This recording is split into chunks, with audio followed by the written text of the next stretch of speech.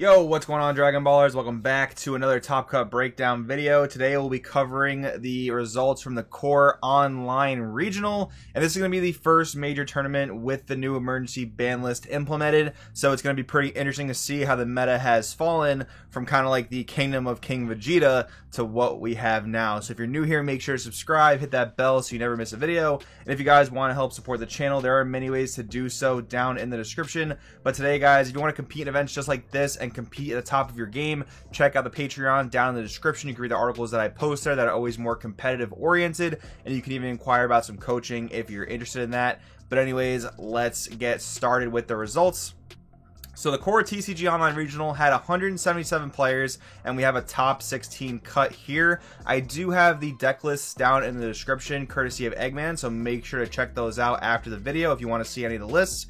But anyways, we have two King Cold taking the tournament. Shout out to Devin Buttersworth, a frequent viewer of the channel and is an excellent green player. I'm pretty sure his dedication to this deck is what mostly has led to his success, just knowing the deck inside and out, matchups and all. We also have SS4 Vegeta Ramp coming in at second place. This is cool. I profiled a list just a few days ago, actually, last week, so make sure to check that out if you want to see it. But again, the second place list is in the description. We have 3 Gogeta Xeno, the most represented deck in this entire tournament. And man, I gotta say, actually here, this format is super diverse, at least as far as leaders go. Strategies, not so much, but we'll talk more about that in a bit. So 3 Gogeta Xeno definitely being the most aggressive deck in this entire format. Not really any red aggro to talk about. I am a little bit surprised there's no red Broly and there's no starter Vegeta especially. But anyways, moving along. 2 Android 18. Android 18 mill variants, by the way. We will talk about more of these decks in depth in just a bit. But man, I believe it was, what, 5 mill decks topping this event? That's got to be the most we've seen since Janemba format, like when Janemba Mill first came out, and for a few formats after that. So that's pretty insane. Hellboy, piloted by the GOAT, Brian Samuel, one of the few Elo decks in the top cut here. We do have a Sin Shenron hybrid, and I'll talk more about that in a bit. If you look at the deck list in the description, you'll kind of see what I'm talking about. It's not really clear-cut control. It's not really even clear-cut mid-range. It even plays some of the old aggro tools that the real degenerate Sin Shenron build used to play. We do have a Gohan Icarus. You guys know I love to see this. This is very awesome here. We have a Blue Baby, which is actually a mill variant of the deck, still playing your Android 17 Turning the Tide, but also playing Rebirth of Justice into 100% Frieza. We have a tricolor cooler list, which is very cool, no pun intended. We have Red Jiren, shout out to Android, and we have Janemba Mill rounding out the top 16. So I figure we'll go into these each a bit more in depth on their own.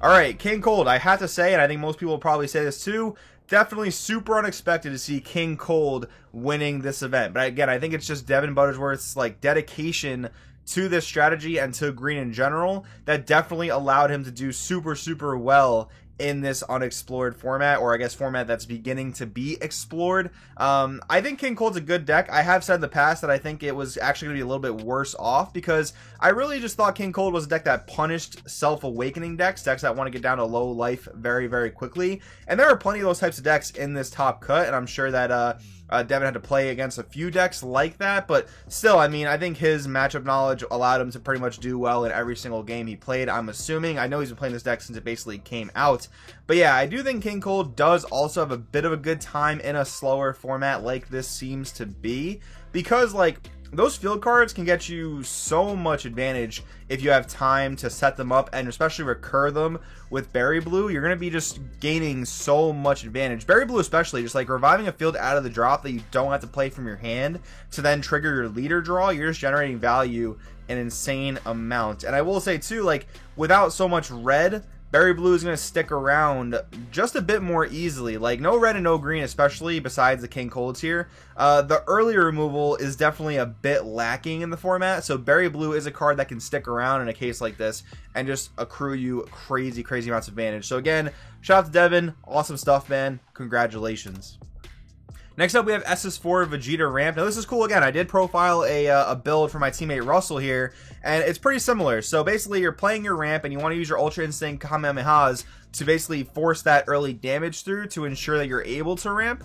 And then you have a slew of win cons towards the end of the game. The main one being Android 17 turning the tide. But this build was also teching Tragedy Overground, which is actually really, really cool. And this build, you can just cast it for 9. And you can ramp even more with the SS4 Vegeta 6 drop. So you can drop Tragedy as early as turn 7. Kind of like in the same time you can drop Turning the Tide, and it can be a little bit earlier even then if you're able to get more attacks with your leader through. I think when you're playing this deck, you're expecting to get at least 1 attack through to make sure you can ramp, but if you see multiple copies of Ultra Instinct Kamehameha and whatnot, I think it's actually relative that you'll get like 2 to 3 ramps in a game. And if you're able to do that, you're going to be in really, really good shape, getting to your insane win cons early on. So maybe there are even more cards this deck can play that can force the leader damage through. Like another way you can do it is by playing Xeno Unison for 1 energy. Xeno Super Combo rather, sorry.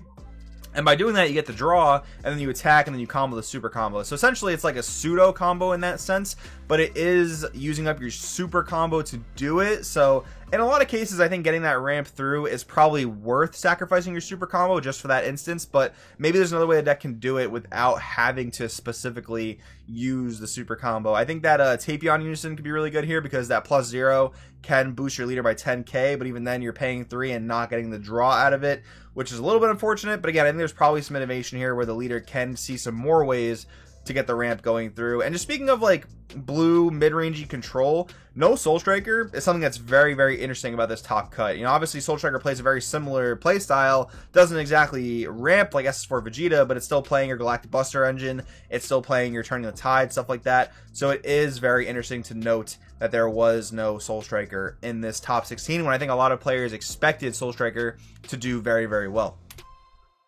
Then we have 3 Gogeta Xeno, the most highly represented deck in this tournament, which I'm actually very surprised about again, because I would think that the Thwarting the Dark Empire would be a real barrier to entry for playing this deck, but assumedly the players that had the Thwarting the Dark Empires are able to just, like, you know, breeze through the tournament and make it to the top cut, right? So that's the way you can kind of rationalize it. But yeah, this deck is super good. I mean, for black aggro, this is probably the best deck. I think that Vegex can house the SS3 Gogeta Thwarting engine very, very well. And you get a little bit more free play out of it as well, but maybe it's just the fact that Gogeta Xeno can keep up in hand size because of the fact that when you're using Fusion, you get to draw cards, and you set your Fusion up so much more nicely because you do send those cards on top of decks of the Warp.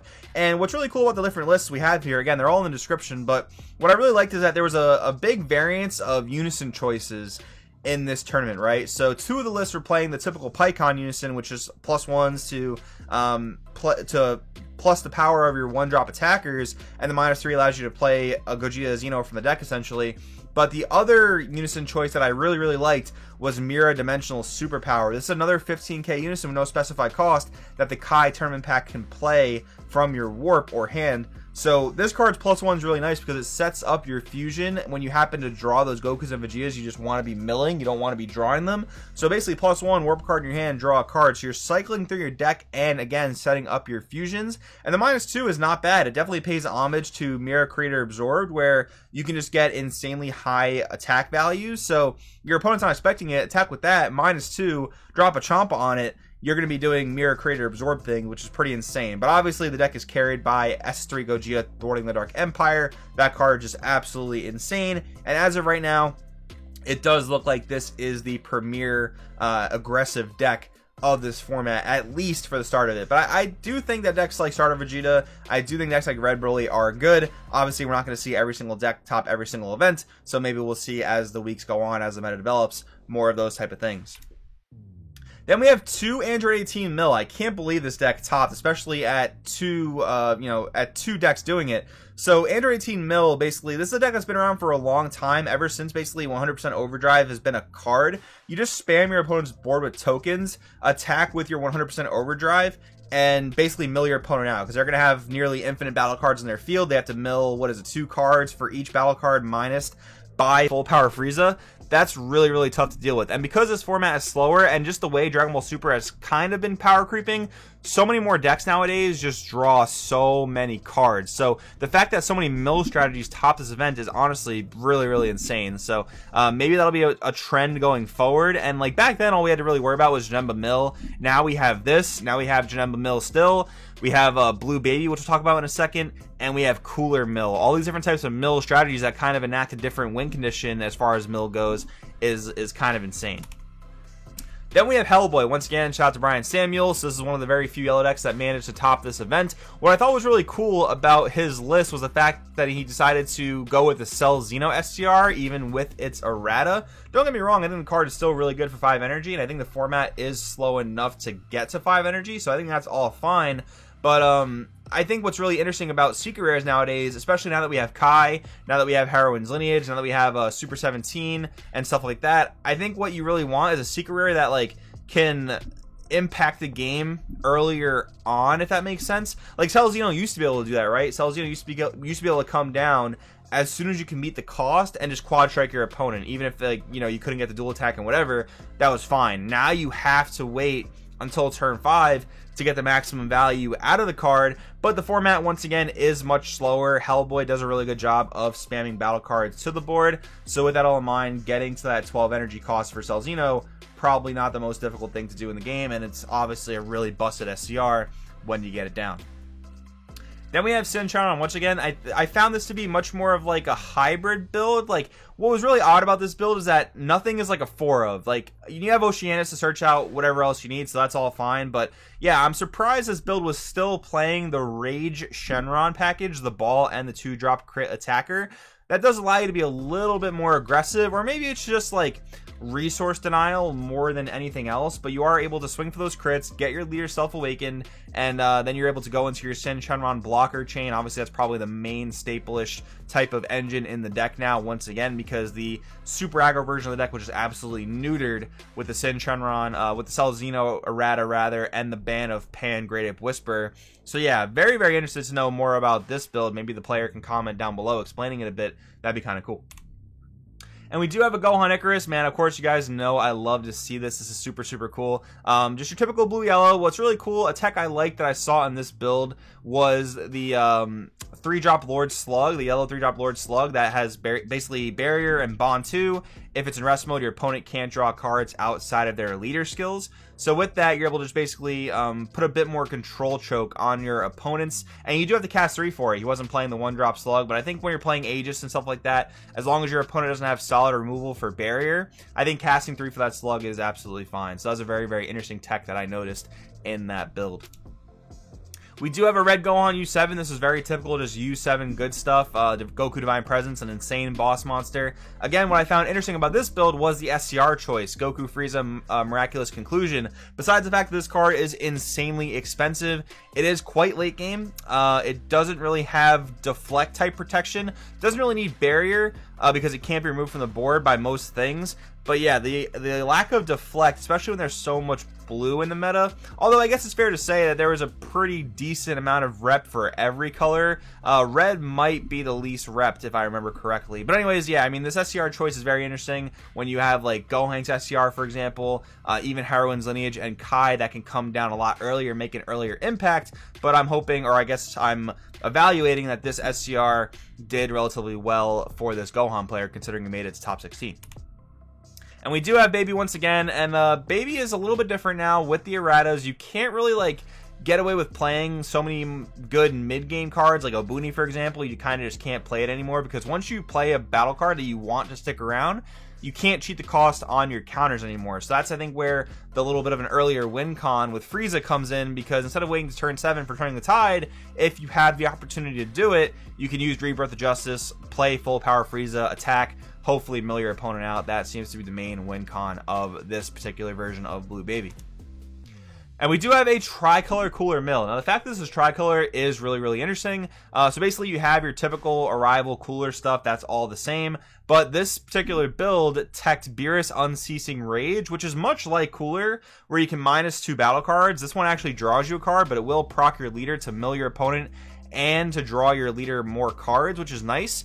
And to supplement the yellow, this deck was also playing 4 copies of Sand Instincts and 4 copies of Bardock the Eliminator. Basically just like drop area, drawing effects, which helps keep the hand size up. So I think this is actually a super, super solid way to play this deck. And if this was a best 3 event, which it was best of 1, but if it was best of 3, you could actually sideboard a card like Zamasu Eliminator, because you're charging yellows, you're charging reds and blues, so you can just use that card to stop whatever your opponent's doing, stop their Unison from coming down. That's a really, really cool thing I liked about this deck. We do have a Jiren, once again, shout out to Android. This is, I think, somewhat of a more aggressive red deck, but not as aggressive as obviously King Vegeta has been in the past.